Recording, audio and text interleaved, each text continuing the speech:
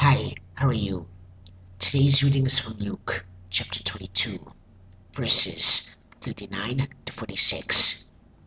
Coming out, he went to the Mount of Olives, as he was accustomed, and his disciples also followed him. When he came to the place, he said to them, "Pray that you may not enter into temptation." And he was withdrawn from them about a stone's throw. And he knelt down and prayed, saying, "Father, if it is your will, take this cup away from me. Nevertheless, not my will, but yours be done." Then an angel appeared to him from heaven, strengthening him.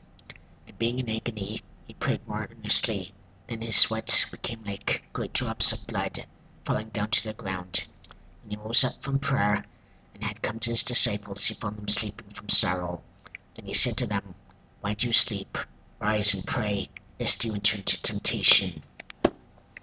And Jesus said, "For God so loved the world, that he gave his only begotten Son, that whosoever believes in him should not perish, but have eternal life." Jesus also said, "I am the way, and the truth, and the life. No one comes to the Father but by me." Please say this prayer. Yes, Father God, forgive my sins. Thank you for sending Jesus Christ down to die on the cross for his blood for me. Good Savior, you resurrected him. I accept that. I invite Jesus Christ into my heart as my Lord and Savior. In Jesus' name I pray. Amen. Thank you, and have a good day. Jesus loves you.